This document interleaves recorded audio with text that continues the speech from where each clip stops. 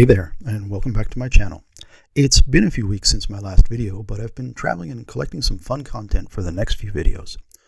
I spent the past few weeks on a road trip up to Sweden to visit some good friends. I combined driving and ferries to get there and back from my current base in Vienna. You know I like using ferries from my past videos on the Bainbridge Island ferries and the Grimaldi lines crossing from Barcelona to Rome. See that link at the top here or in the description below. And this trip gave me plenty of options to get across. Initially, I wanted to cross from Gdansk in Poland to Nynäshamn near Stockholm.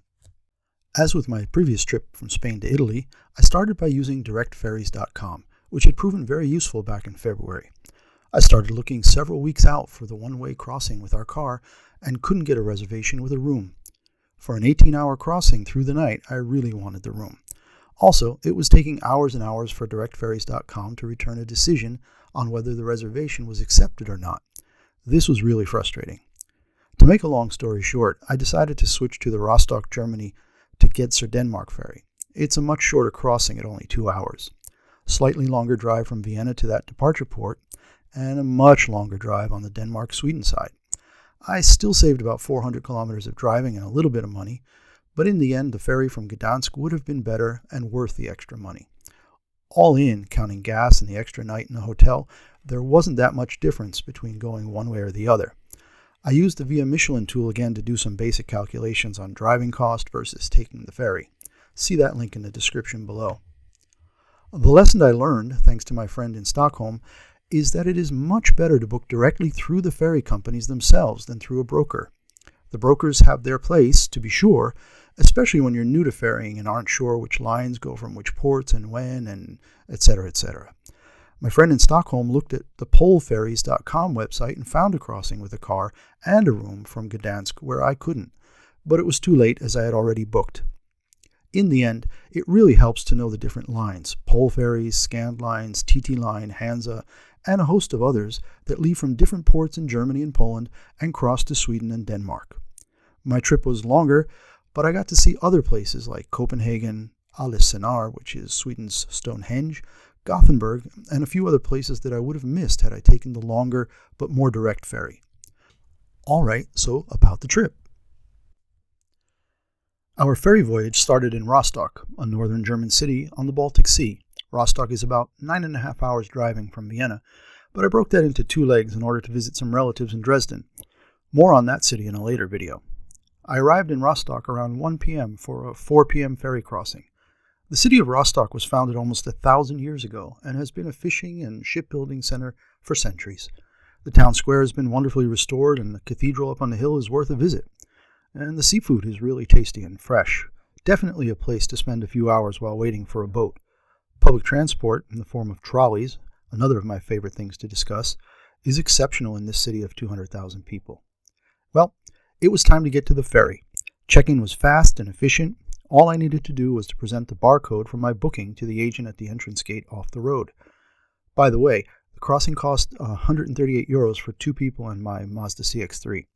We were directed to a lane and waited about 20 minutes. The MV Berlin was our ship and was just arriving from GEDSER. Offloading and loading are incredibly fast. They use 2 levels and 8 lanes. In less than 25 minutes, the boat was unloaded and loaded again and ready to go. The ship can carry up to 1,300 passengers and 460 cars. One of the really neat things about the MV Berlin is that it incorporates a Flettner rotor to capture wind power and help with power and maneuverability. I had never seen one of these and was super curious when I saw it on my approach to the ship. Also in port at that moment was the Akka ferry, operated by the TT Lines, another beautiful vessel. And a really great paint job on that for the kids. So, always great to go to the stern, check out when the boat starts pulling away from the dock. Really clear here to see the 2 different levels of ramps for the cars and trucks. Trucks always on the bottom and cars on the top, 4 lanes on each, so makes that unloading really speedy. Really enjoyed seeing just how fast this boat got turned around for such a big vessel with so many cars on it. So yeah, a long channel here as we start to head out. The inside of the boat is really nice. There's a buffet restaurant. There's an a la carte restaurant. There are a couple of snack bars. There are vending machines. There's a duty-free shop. And it was interesting to see people going in and right away just buying food. I thought it was a little pricey, not terribly, but a little pricey, and not a lot of selection, but it seemed that people were quite happy with the sausages and fries that they were getting there. Yeah, the travel shop, typical, lots of perfume, lots of small electronics, sunglasses, and in the back then there was another store that had all the candies and liquor and stuff. You can't go 2 steps without seeing a Starbucks almost anywhere in the world these days, so I thought it was, par for the course to see a Starbucks here on the boat, even on this small ferry running back and forth between Denmark and Germany. Here we're looking inside the shop again with all the different specialty items, the wines and spirits and chocolates. Stairways and elevators connecting all the levels, the truck level, the car level, a couple different passenger levels, and of course the upper deck. There's smoking area, and yeah, very, very comfortable boat to sit in. We had a great day, sunny, a bit windy, probably about 16, 17 degrees Celsius, about 60, so low 60s Fahrenheit. Out on the deck, you can see people just hanging out, enjoying at the speeds while still in the channel.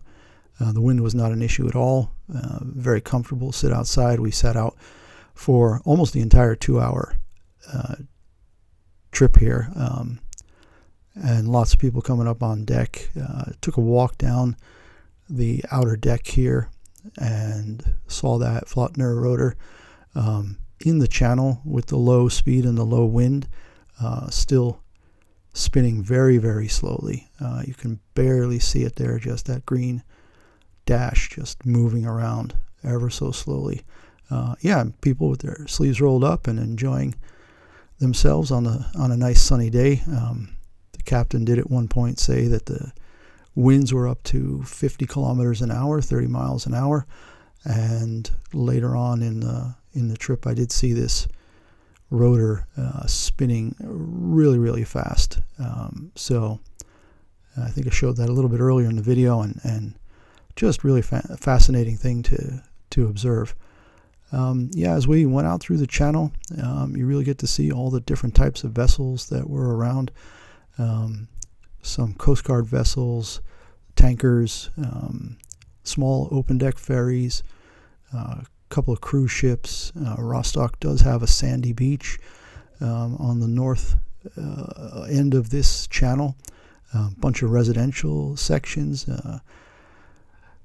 that you can see here, one of them fairly standard, and then as you go out towards the end there's actually a yacht club. Here we see that open decked car ferry, a lot of walk-on passengers and cyclists.